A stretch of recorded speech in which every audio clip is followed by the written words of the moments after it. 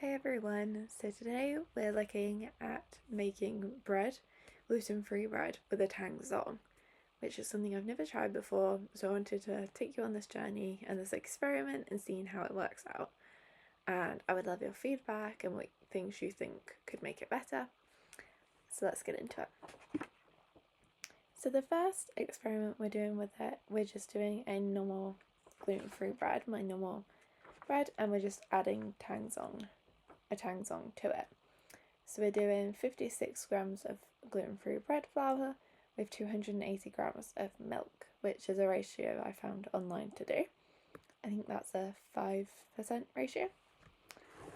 So we're just making my normal gluten-free bread, which I have another video on if you're interested in that, which turns out totally different to how this turns out.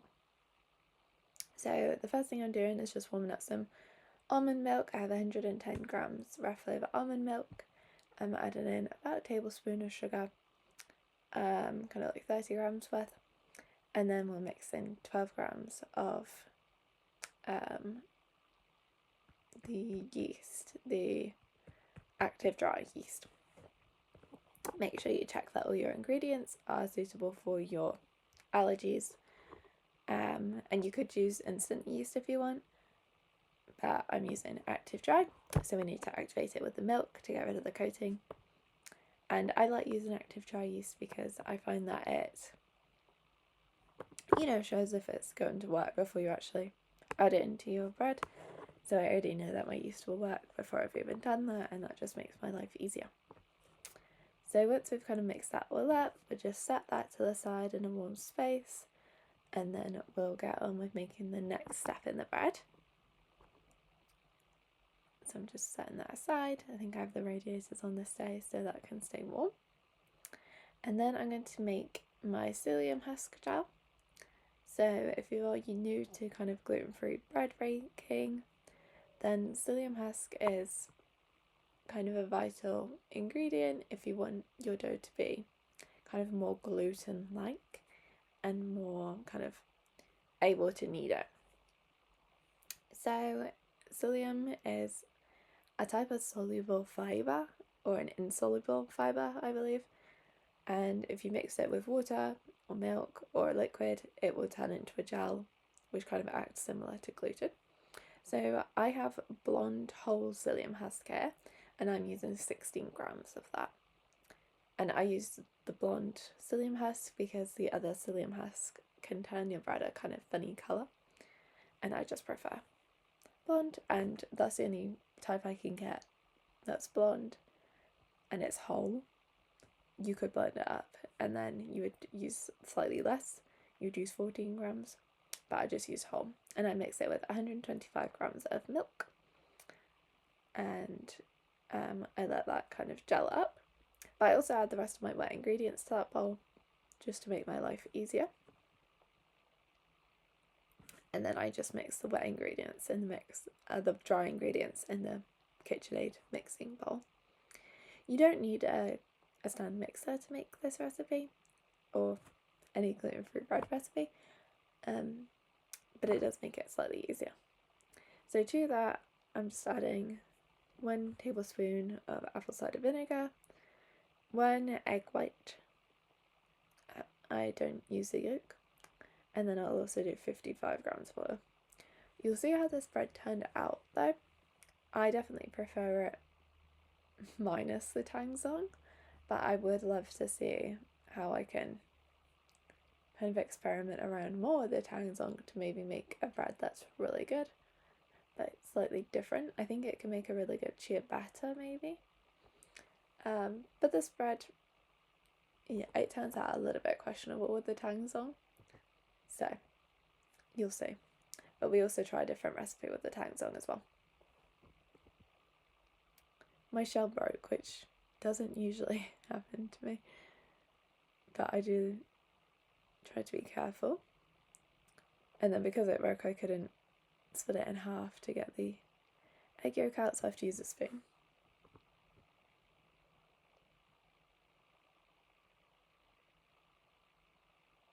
Big mistake there.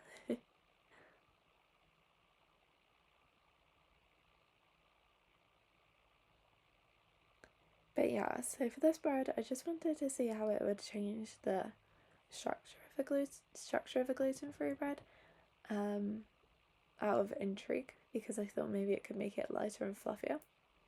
You'll see what happens. So in the mixing bowl now, I'm going to add my flours. So I'm using tapioca starch, potato starch and cornstarch for this, and because I'm using the Tangzhong, I'm using slightly less than I would in my normal gluten-free bread recipe. So if you are looking for that, I would nip over to that video. But it's 103 grams tapioca starch for this recipe. Then we want 84 grams potato starch and 75 grams cornstarch is what I did. And I use the starches just because they're lighter, so they make the bread fluffier. But then we have normal bread flour in the Tangzhong. Well, normal gluten-free bread flour. Again, make sure all your ingredients are gluten-free. Even things like the vinegar could be not gluten-free. Obviously, if you're fine with gluten, then you won't need to worry about it. But if you're fine with gluten, you probably wouldn't need to worry about any of this recipe, because you could probably find an easier recipe to include a Tangzhong. Now I'm just adding the cornstarch. And so I'm using the same ratio I use in my normal gluten-free bread in terms of the starches. And then I've minus 56 grams overall of the starches and turned that into gluten-free flour to make the Tangzhong.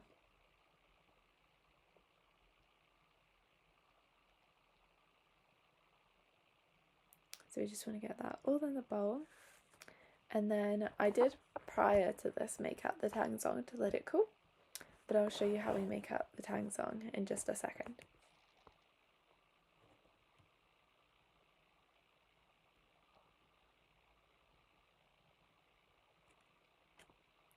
So here we have 56 grams gluten-free bread flour. I used the Dove's Farm gluten-free bread flour, or 58. I went a slight bit over.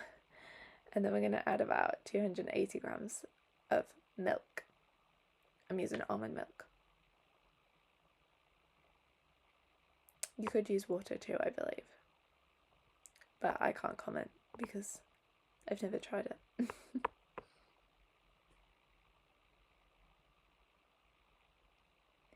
So once we have that, we're going to mix it through with a whisk, and then we're going to get it onto about medium heat. So you want to make sure you've mixed it all in nice and thoroughly. And basically it's just a roux, like a thick roux. So just mix that over medium heat, and it will take just a few minutes and eventually thicken up. So here it is once it's gotten kind of a bit thicker.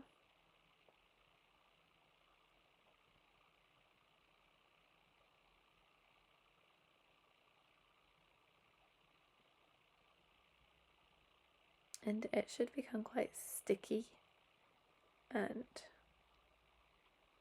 yeah, like that, sticky. And I believe that's how it's kind of meant to be, because you're breaking down the starches, I believe, and that makes it a lighter bread in theory. And I think that's why it can be harder to do with gluten-free, because it has less starch in the flour, I believe. I'm not sure. But you can see it's quite sticky there. And then you basically just want to let that cool on the side, and once it's cooled it should look a little bit kind of thicker, so I'll show you that in a second.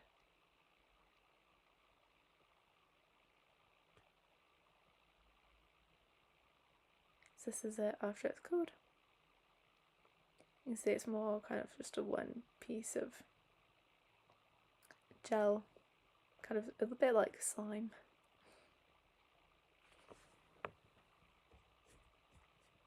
And it kind of pulls away from the sides of the bowl. So we're going to get that all mixed into our flour now. And also just going to add 2 teaspoons of xanthan gum and 2 teaspoons of baking powder to the flour mix.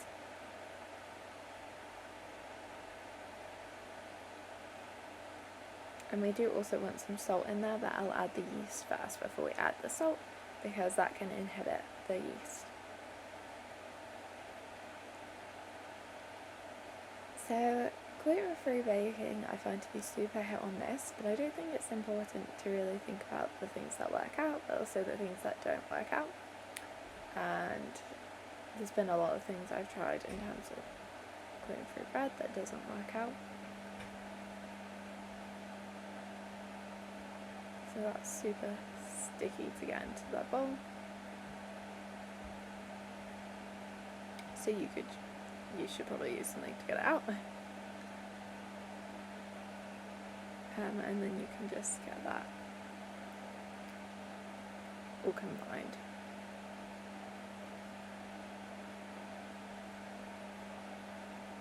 So a Tangzhong is meant to increase the liquid ratio, I believe, by not adding the liquid bit, by adding it into the flour whilst it's cooking, which makes it fluffier by making it more moist. But you already need a pretty moist dough if you're making gluten-free bread anyway, because if it's too dry it doesn't really work out. So I'm just combining all of that. And then you can add all the other things that we've made, so the yeast, which is foamed up,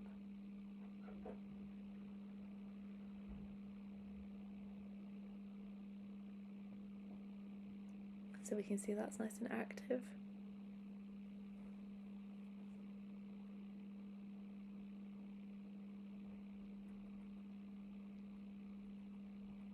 So if that's combined first, then we can add the salt and it won't inhibit the yeast, hopefully.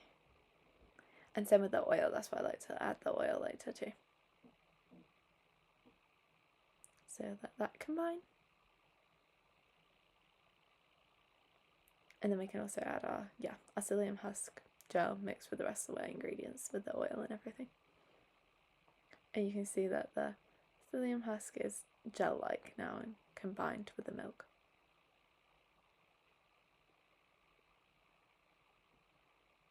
And that mixes through just fine.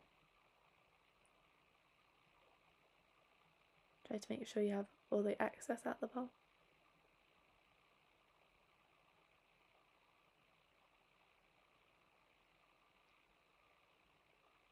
And then we can just mix for a minute whilst adding the salt. So whilst that's mixing, I kind of clean up the workspace and get everything ready for the bread to rise in.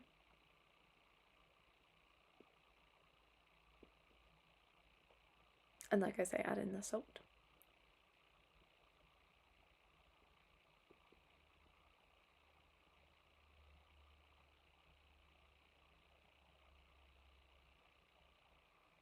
And then once it's done mixing, you can see that it's super liquidy and soft.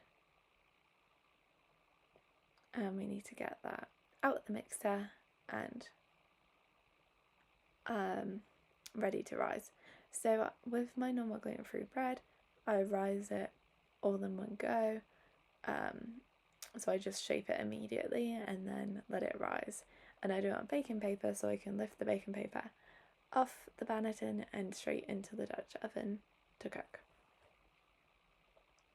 So I'm just going to get some flour into my baking paper and then we'll add the dough. And I've had some oil on my hands so that the dough doesn't stick to my hands so much. It's a super sticky dough. I do shape it out of frame a bit by accident. But it was pretty hard to make it all kind of get into a ball.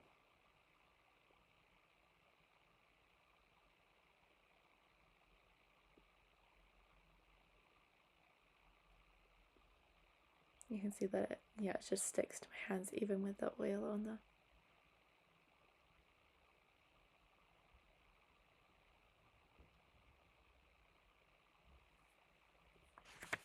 But once we've got it into a ball, I'll spread that flour over the baking paper in the banneton, and we can let it rise in the banneton. I end up letting it rise for, let me check, I have it written down. I let it rise for 1 hour. It was quite warm, so I only really needed an hour. And I would worry that I under-fermented it, but I don't think that I did. So I don't think that's the reason why this bread was a little bit of a flop. But yeah, you can see it's super difficult to get into a ball. And then we'll also score it as well before we let it rise, just so that it has somewhere to rise into. So yeah, I just use the flour to spread it out, and then we can let it rise. And this is just normal gluten-free flour, bread flour by Dove's Farm.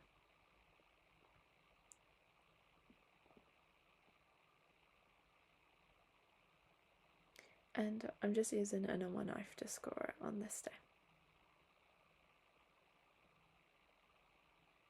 And making sure the flour covers it. So I kind of cover it with some flour, some more bread flour first, and then I score it. And the bread flour obviously makes it more manageable to shape. So I'm just trying to make it into more of a round shape, because it was kind of turning into a disc.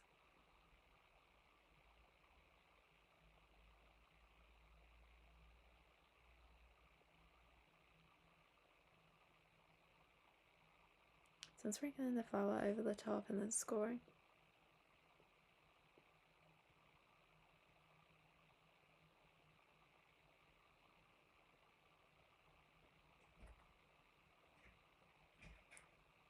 I just do 3 lines.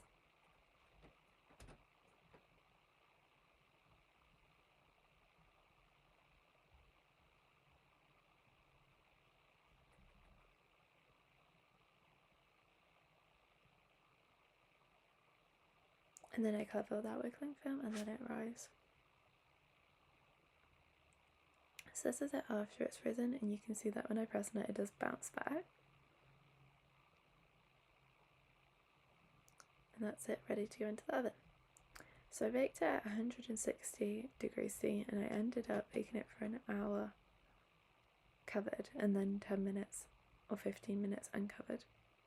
But it still looked super white, so I was worried it wasn't cooked, but it should have been cooked. And this is it out the oven, so it's got a hard outside, but it looks quite white and not necessarily cooked. But obviously the truth is when you cut it open and you can really see what's going on in there. But I could see immediately that there was going to be pretty big air bubbles.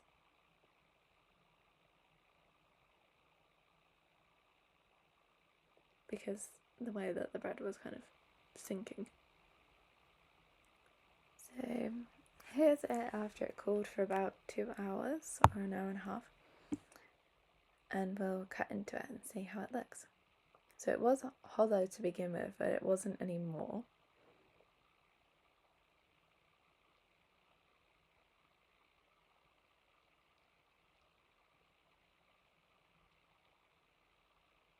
And obviously I'm not using a bread knife, but that's okay. And then here it is. It was still quite sticky and tacky inside. And although there is some crumb structure, you can see that it's a lot more dense at the bottom than it should have been. And I don't think that was from under fermenting. I think that was just from how much liquid there was in this bread. And it also tasted somewhat watery, which I've never had in bread before. So not a complete flop, edible, but not how you'd want it. So next I went on to make a gluten-free milk bread, which was the first time I'd ever tried making this as well. So for this, I'm going to start with measuring out all the flours in one bowl, and then I'm going to use the starch mixture to make the Tangzhong this time instead of gluten-free bread flour. So I'm doing 137 grams tapioca starch. I accidentally put too much in the bowl, so I have to measure that out. I'm using a scale and I'm using grams. And then I'm going to add 113 grams of potato starch and 102 grams of cornstarch. I did make a bit of a mess.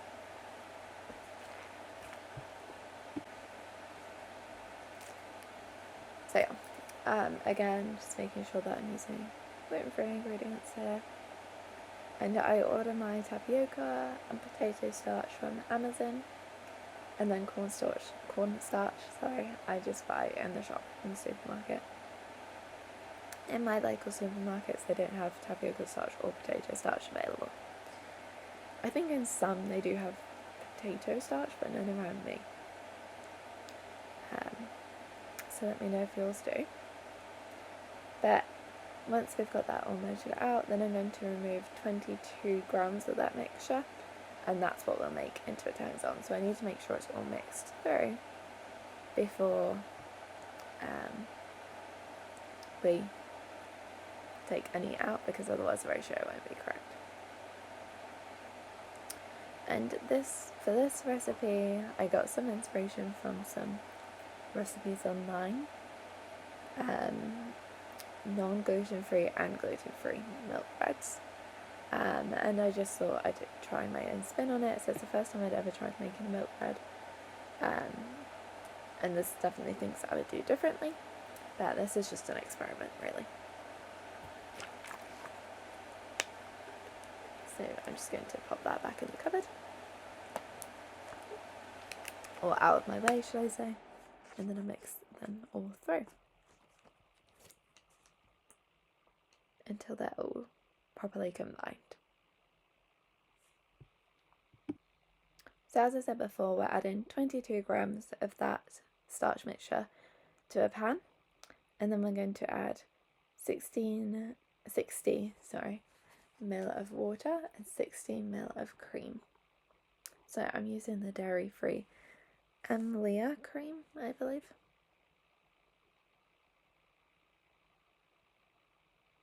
And this was as advised by a recipe online for this Tangzhong. So once I've added the 16 ml of cream, I'll add 60 ml of water too.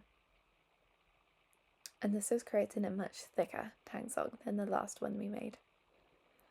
And then I'll heat that on medium heat like we did the last one, and I'll show you what we have, what it turns out to be. So I just whisk that through, heat that up, and this does create a much thicker and stickier paste, I would say.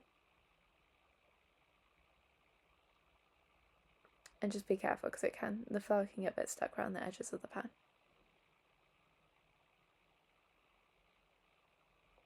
So this is what it turns out to be. It's much stickier, much thicker, a completely different texture to the last one we did.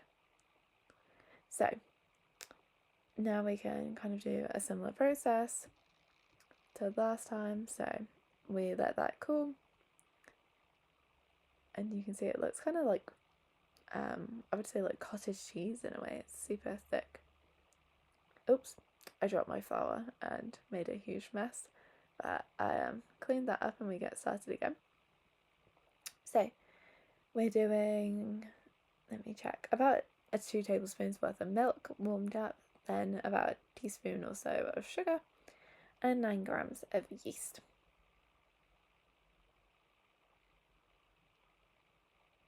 I think initially I planned to do 7 grams of yeast, and I accidentally slipped and added 9. We just need the sugar to feed the yeast whilst it rises. So again, it's active dry, so once that's all in, I'll just give it a quick mix, and we'll set that somewhere warm to rise.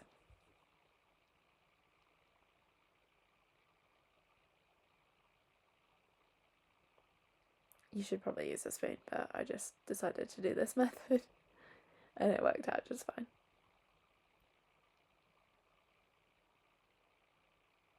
And I always cover it with cling film just so nothing gets into it, but so it can keep itself warmer whilst it rises.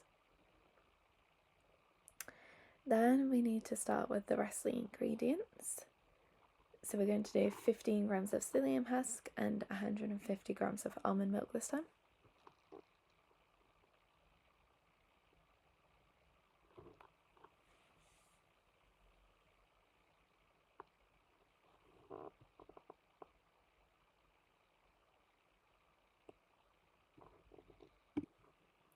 So once we've combined the psyllium husk with the almond milk, I'll mix that up and let that thicken up. And then we can get started with the rest of the milk bread ingredients.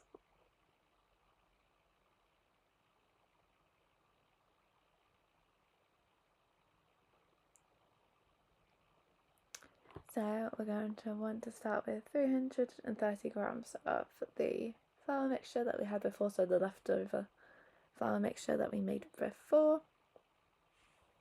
And to that we need to add 50 grams of sugar.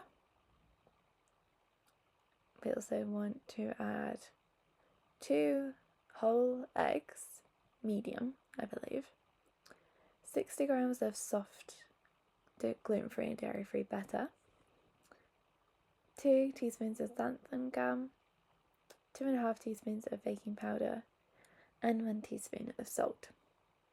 So I've got the sugar mixture in there. I'm adding the yeast next so that it doesn't get inhibited by any of the other ingredients. And you can see it's nice and foamy, so it's definitely active.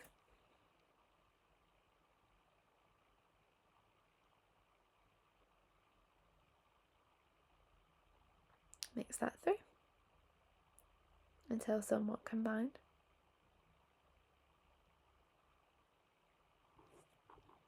To that we'll add our Tangzhong mixture and combine that. It really is a really different texture to the last Tangzhong we made. And then whilst that's mixing, I'll add in the psyllium husk and then some softened butter and the eggs. So 2 eggs.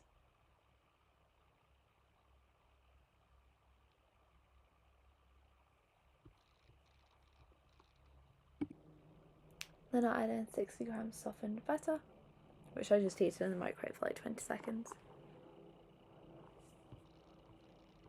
And then we'll mix to combine. And add a little bit of salt in there at the end. So once it's all mixed through, the texture is very wet again and soft. And I do think if anything, the flaw with the breads that I made here would that be that maybe I added too much liquid, and I should have kept the rest of the liquid down because we have so much liquid stored in the Tangzhong.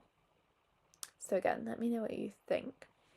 But this is it when it's about done mixing, and I have a bowl here that I'm going to get it into, and it's an oiled up bowl. And this time I'm going to let it rise and then puff it down and then let it rise again, because for milk bread you want quite a small crumb texture. So I'm just going to get this all out the bowl and into the oiled bowl.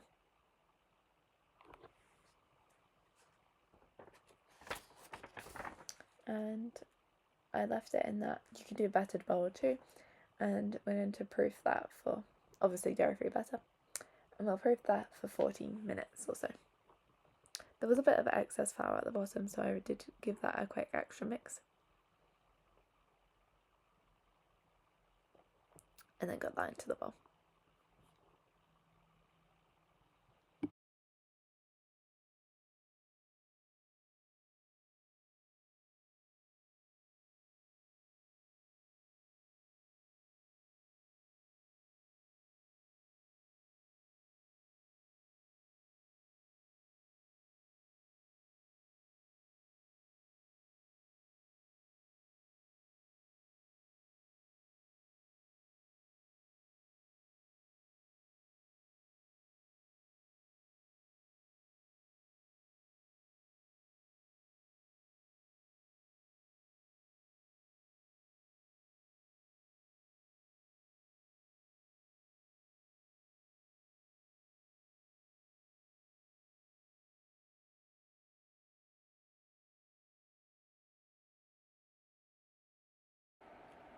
So 40 minutes later, it should have risen, I don't know, quite a bit, about double.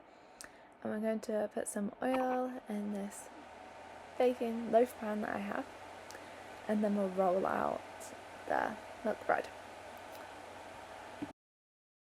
So I'm definitely no expert in how to roll out milk bread, but I just followed a tutorial in one of the recipes that I looked at. So I'll link one of the recipes below to give you some advice if you're wanting to make this. So once that's all rolled up, I'm going to cling film over that and let that rise for another 30 to 40 minutes until it's, pretty much risen to the top of the pan. So right now it's quite low in the pan, and then here, once it's risen, it's pretty much at the top of the pan, and then I'm going to brush it with some milk and get it into the oven. So you want to preheat the oven to 175 degrees Celsius, and then we'll bake it for about 35 minutes. And I put another loaf pan on the top to bake it.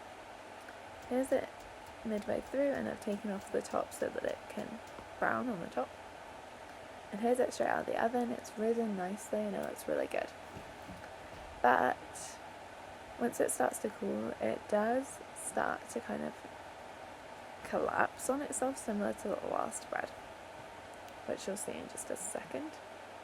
So here it's still looking quite good, and then here it's kind of collapsing on itself.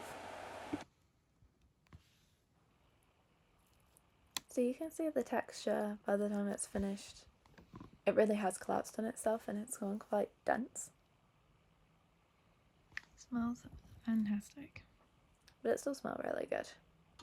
So here's me cutting into it.